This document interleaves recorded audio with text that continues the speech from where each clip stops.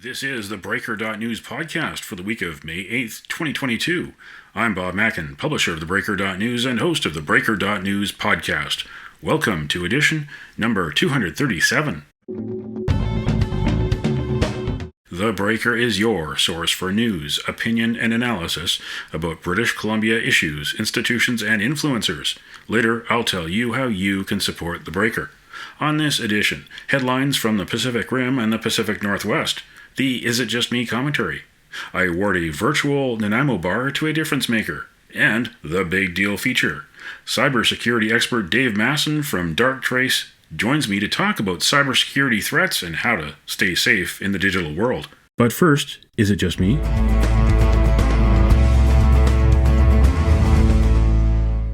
Is it just me, or was the NDP Attorney General David Eby's creative solutions for the crime wave the dumpster fire of creative solutions? A report due in 120 days means the summer could see the status quo remain. There is already a revolving door of mentally ill and drug-addicted criminals smashing windows, painting graffiti, shoplifting, and beating up, and even killing, innocent women and seniors in BC cities. This is not peculiar to BC. Everywhere that the defund the police movement sprang up 2 years ago is suffering from a broken law and order system today. This problem needs immediate attention. One idea? Night court. If, say, one courtroom opened for 2 hours a night, Monday to Friday from 7 to 9 p.m. in Vancouver, Surrey, and Victoria, the backlog of cases could be greatly reduced to pre-pandemic levels.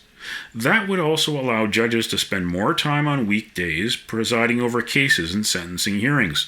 Justice delayed is justice denied. The NDP moved very fast early in the pandemic to allow liquor stores to open early in the morning and close late at night. The time has come for night court. What do you think? Email Bob at theBreaker.news.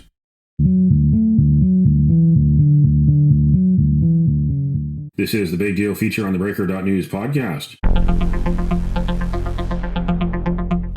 Joining me on the Big Deal feature on the Breaker.news podcast is my guest, Dave Masson, who's Director of Enterprise Security at Darktrace, an international cybersecurity firm based in Cambridge, England. Dave Masson is a former senior manager in the UK Ministry of Defence and Public Safety Canada. He joins me from the Ottawa area. Last week was World Press Freedom Day.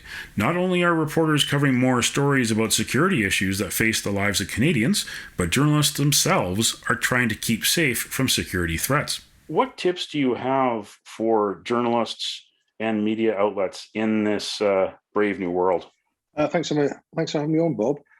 You're absolutely right. Journalists do seem to be under increasing attack, as both physical attack and cyber attack. We've seen journalists being attacked in the streets. Remember, if you watched the insurrection at the White House back in January, first thing a lot of the rioters went for was anybody with a camera and straight at them. And we've seen that in Canada too. So that's being physically attacked when trying to do their jobs out inside and on the streets. But at the same time, they're also under cyber attack. And why are they under cyber attack? Because journalists' job are to go out and find things, find out about things, collect information, process that information, and then guess what? Disclose that information to the public for the public good.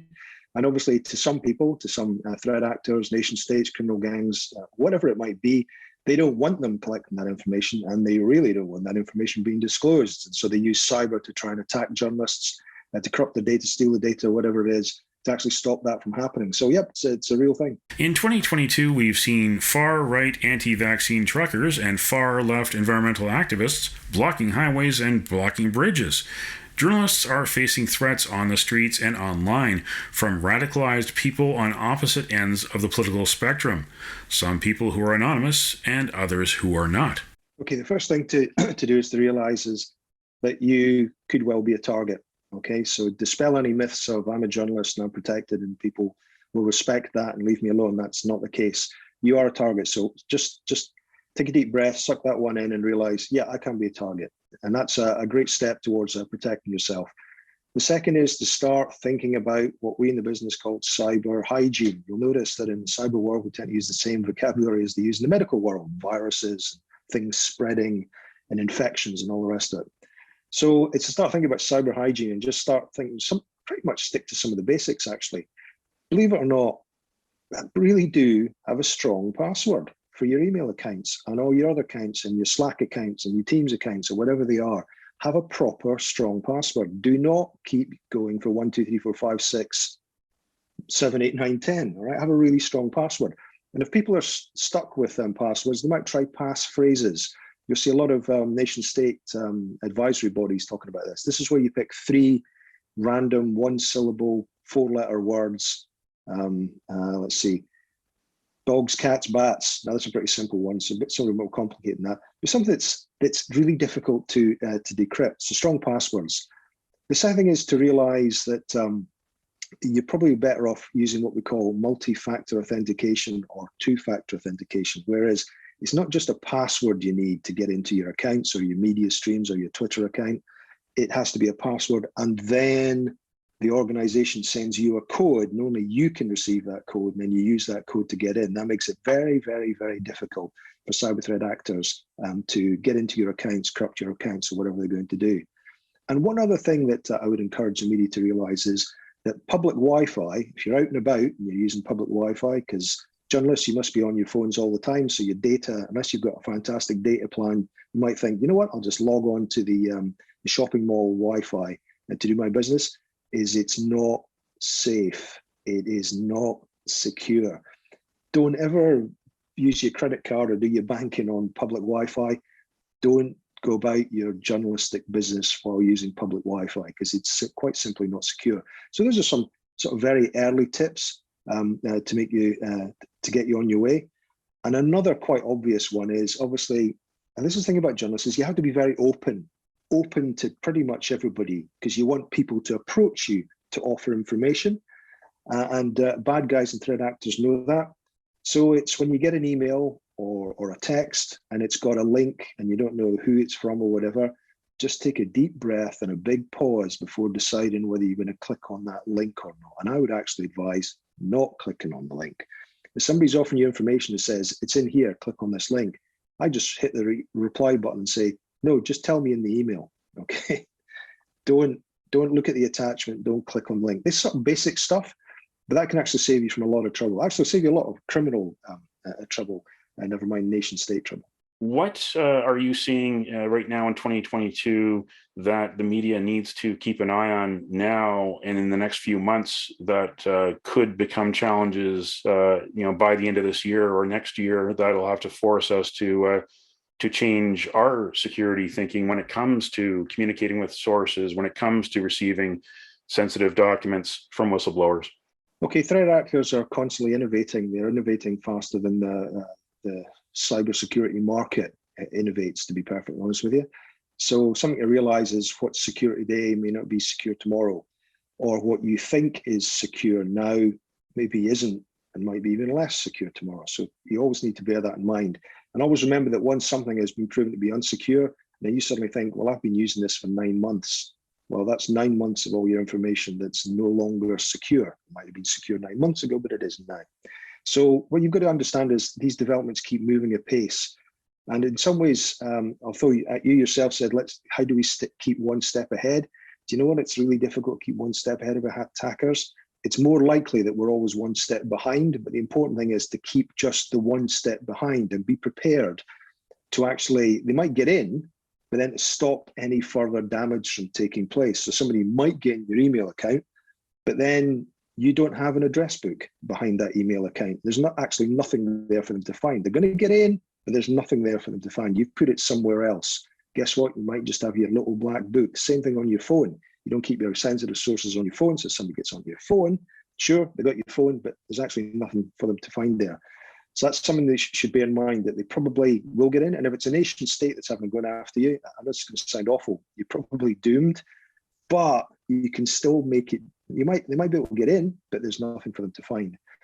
Looking at trends over this year, putting aside the Russia-Ukraine bit for the moment, because that's had quite an effect on the whole world threat landscape as a single incident.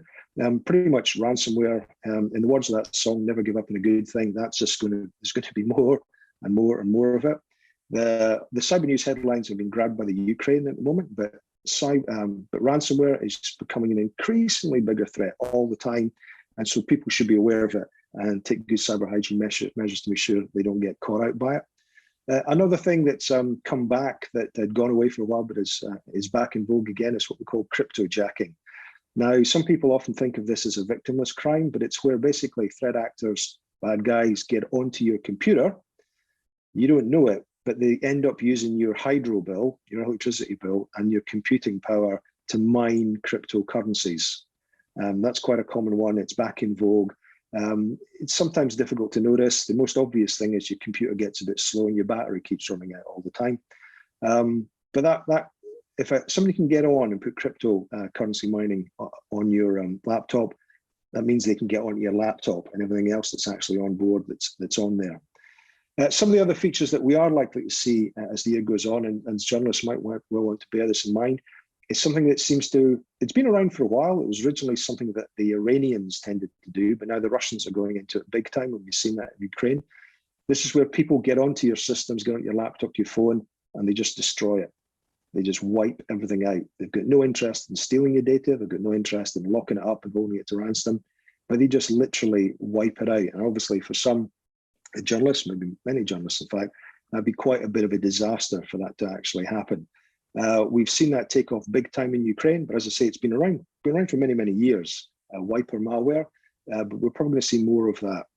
And last but by no means least, and although this really isn't about attacking journalists, but it's something that our governments have been telling us repeatedly since January, is we can probably going to see tax on what we call critical infrastructure or critical national infrastructure, including here in Canada. Our own government's warned us repeatedly about this. Hasn't happened yet, but yeah, if they're telling us, they're probably telling us because they've got a good reason for telling us. My guest is cybersecurity expert Dave Masson of Darktrace. He said the 2021 shutdown of the Colonial gas pipeline by hackers was a huge wake-up call to everyone in North America. In March of this year, U.S. President Joe Biden warned that more cyber attacks were coming and everybody should be prepared. This happens while the global supply chain remains in a state of chaos due to the COVID-19 pandemic and the war in Ukraine. Yeah, absolutely. Look at the cost. I don't know if anybody's tried to buy a brand new car recently. They're really difficult to get your hands on because there's no chips. There's not enough chips to put in the vehicles to put them out. And even the price of second-hand cars is starting to rocket because you can't get your hands on brand new cars. And perfect example of a supply chain issue.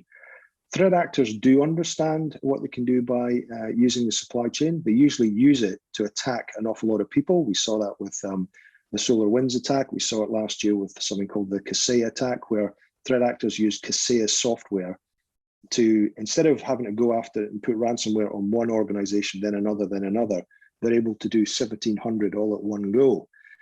That's a very common, an increasingly common attack vector. The thing about the supply chain is you can put rules, regulations, and compliance in place. Governments can do it so that everybody does have good cyber hygiene. So you know that your suppliers do have good cyber hygiene and that the supplier has good cyber hygiene. But it's almost impossible to actually verify. You're in a position of where, well, do you know what? Yeah, I do trust you, but do you know what? I'm just going to make absolutely extra specially sure. And that's the feature that most people are going to have to adopt, most organizations, departments, businesses, etc., is to accept that I can't trust the supply chain. I'm just going to have to make damn sure that if it causes me a problem, I'm only one step behind, not one step ahead, but that I can catch it early enough and stop any actual damage. It might get in, but I'll stop any damage from being done. I asked Dave Masson about cybersecurity for anyone with a smartphone, which can be at risk of surveillance and data mining. The Government of Canada was tracking movements of the public early in the pandemic via smartphone data. After last week's leak of the U.S. Supreme Court decision on abortion, Vice Motherboard reported that tracking data of abortion clinic patients is for sale. App developers were selling data about where the app users went before and after visiting the clinics. Canada's laws for privacy are stronger than the U.S., but often what we see in the U.S. happens in Canada too. What should people be careful about when they're using their apps and their phones so that they don't become part of one of these data sets that someone can buy and find out more about them? By the way, and also it could be applied to a journalist who's what he did before a meeting, where he was at the meeting, and where he went or she went to afterwards. These are serious issues. Bob, this has been around for a long, long time. These things can be located. and very, very accurately located now.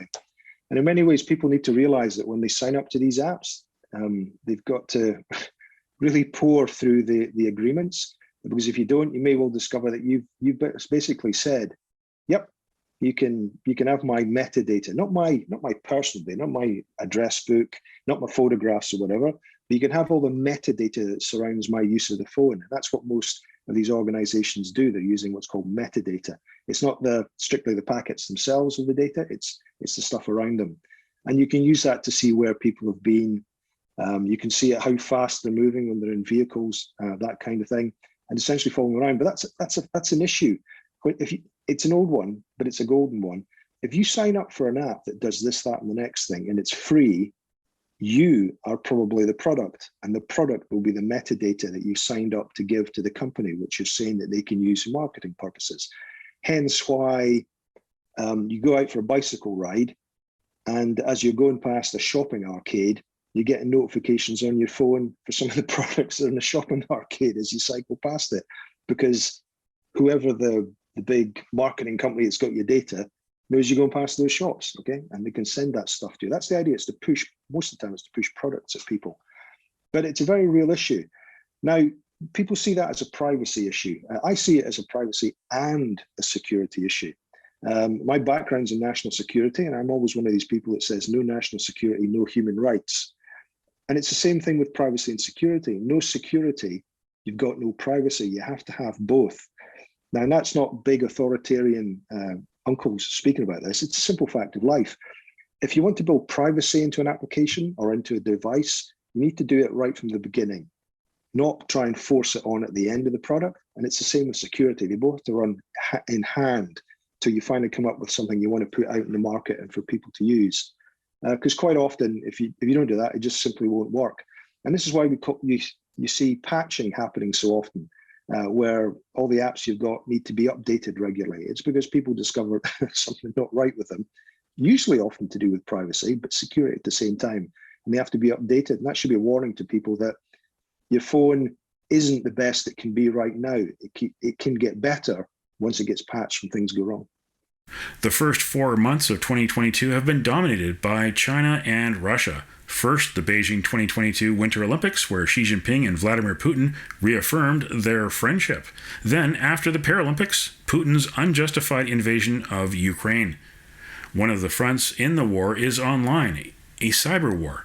Hackers have revealed damning information about Russia and the oligarchs. Where do you think this is all going when it comes to what Russia and China are doing in their spot on the cyber security or threat landscape? Right, I'll start with where are we now? I think we're all still in this surprised phase that Russia wasn't able to use cyber to destroy Ukraine, attack its critical national infrastructure and bring it down. It's attacking it all right, and it's attacking it daily, but Ukraine has managed to hold itself up quite well now. I think we're all quite confident that Ukraine's getting an awful lot of help from an awful lot of other countries to fight back and to protect its cyber infrastructure, but they've succeeded. We're all presuming that in the way that we think of the Russian military as this massive monolith that just rolls in and crushes you, we're expecting the same thing from cyber. Neither have now actually happened. The Russian army has proved to be very ineffective, although there's a lot of it, nor has their fabled cyber abilities proven to be what we were expecting them to be. Now, having said that, Russian cyber ability is very, very good. If you imagine what we can do, well, they can do it, and they probably can do it better because they've been unconstrained by rule of law and democratic values that we have here in the West. So we're in the surprised phase, and we're in the what's going to happen next phase. Now, as I said a few moments ago, our governments are warning us that we've got to be on our toes and be prepared for attacks. A new precedent was set around this war where Western nations disclosed intelligence, basically said the Russians are going to attack, and this is how they're going to do it, and that actually happened. So if our governments are now telling us this, they're telling us because they know that something's likely to happen at some point, and I think that it will be the case. This war will either come to an end, hopefully by diplomatic means, but at some point it's going to reach a stasis, and at some point, if things don't go too well for Russia, they may well start to lash out. They haven't done so already, despite the fact, as you pointed out, they've taken a hell of a hiding from everybody else in the world. Just for want of a better word, volunteers who've had a go. By the way, Russia and China have always been at the forefront of trying to take their nations off the internet. And most people presume that's because they're all about controlling their populations and making sure they're in charge of the message and all that kind of thing.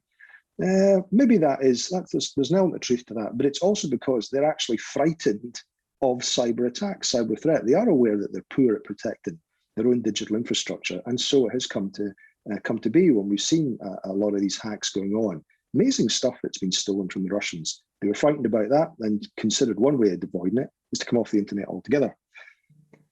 But we need to be wary of the Russians eventually lashing out, but also we need to be wary of escalation, mistakes being made, an attack by a white hat group being misinterpreted by the Russians as Canada having a real go at them and causing some trouble. What isn't us, it's just somebody else. And then things start to escalate because it's very difficult to tone down escalation when one side has a set of rules and values, which we do here in the West and in Canada, and the other side doesn't. And it's very easy to escalate quite quickly, very easy for miscalculation to take place. And that's probably what we should really be worried about, is miscalculation leading to escalation and things getting worse. Well, thanks again to Dave Masson for joining us on the Breaker.news podcast. Dave is with Darktrace, the Canadian office of Darktrace, an international cybersecurity firm that's based in Cambridge, England. He's the Director of Enterprise Security for Darktrace Canada. He's based near Ottawa, and he's also a former Senior Manager with Public Safety Canada and the UK Ministry of Defence. Thanks again for joining us. You're very welcome.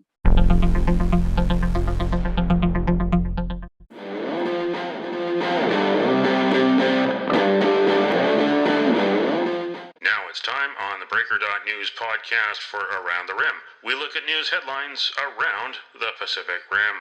In the Taiwan news, Anonymous warns China don't try anything stupid against Taiwan. The hacker group Anonymous took a break from cyber war in Russia and hacked into the Chengdu Communist Party website. Anonymous posted its logo and the Taiwan #1 meme and Taiwan's national anthem on the page. It demanded, among other things, for China to mediate a stop to Russia's attack on Ukraine. The website was pulled offline by Chinese authorities. In Kyoto news, IOC to inspect proposed 2030 Sapporo Olympics venues this month. International Olympic Committee staff will visit venues in Hokkaido, northern Japan, to check on their current operating conditions and sizes in order for the IOC's Winter Future Host Commission, charged with identifying host cities, to compile the materials and documents it needs. The inspection is done in private and takes a few days. Japanese Olympic Committee representatives will accompany inspectors. According to the Sapporo bid outline, competitions would take place at 13 different venues, excluding Sapporo Dome, which would host the opening and closing ceremonies. Bobsleigh and sledding events would be held in Nagano, the host of the 1998 Winter Olympics. The IOC inspectors were in Vancouver last week. In Hong Kong Free Press, former pro-democracy lawmaker Fernando Cheung leaves Hong Kong for Canada after jail term. Cheung's departure was later confirmed by former lawmaker Shu Ke-chun in a Facebook post on Wednesday. He said that he had kept Cheung's departure a secret until he had safely landed in Toronto. During his terms as a legislator, Cheung advocated for underprivileged groups, including ethnic minorities, people with disabilities, refugees, and those living in poverty. In February, Cheung was sentenced to 3 weeks in prison after he admitted to breaching the Legislative Council Powers and Privileges Ordinance by chanting slogans for close to 44 minutes during a House committee meeting in May 2020. That's Around the Rim on this edition of the Breaker.news podcast.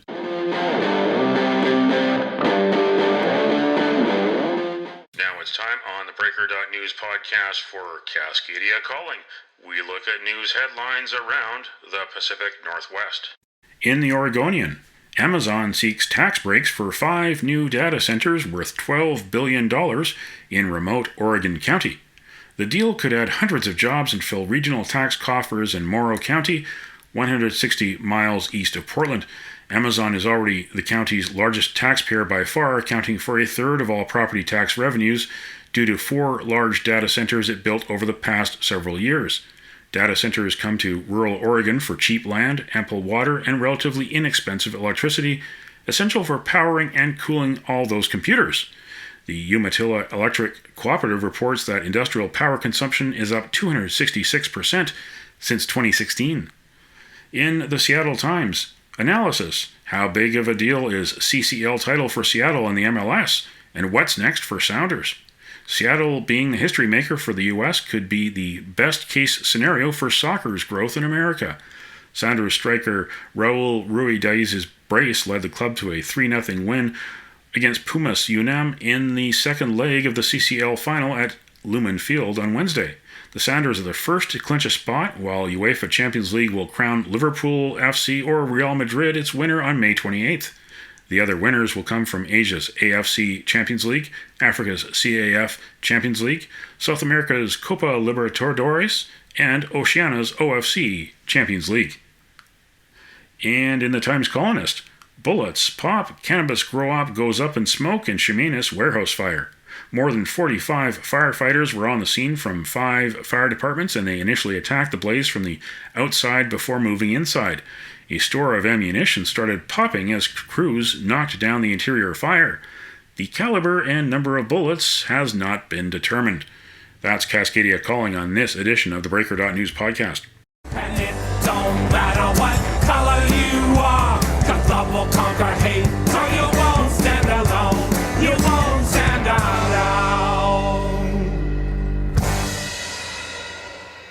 The virtual Nanaimo Bar, brought to you by Spruce Hill Contracting. Every week we end the Breaker.news podcast on a tasty note by awarding the goodness of a virtual Nanaimo bar to people making a difference. A virtual version of the province's favorite dessert bar goes this week to Nurses in British Columbia. It is Nursing Week from May 9th to 15th. Thank you all for the job you do to keep us healthy. You can nominate someone for a virtual Nanaimo bar. Send me an email to bob@theBreaker.news. Spruce Hill Contracting, custom homes and renovations. Find more information at sprucehill.ca.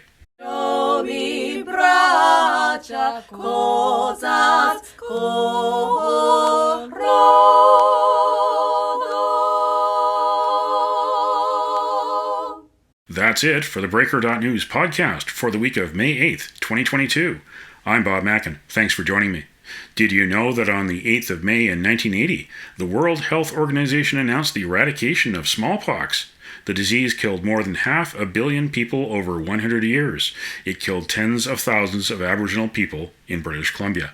Now you know. Send me your feedback. Send me your story ideas to bob@theBreaker.news. Bookmark theBreaker.news, and you can also find us at theBreaker.ca. Sign up for the email newsletter and get updates to your inbox. For news as it happens, follow The Breaker News on Twitter and visit theBreaker.news on Facebook.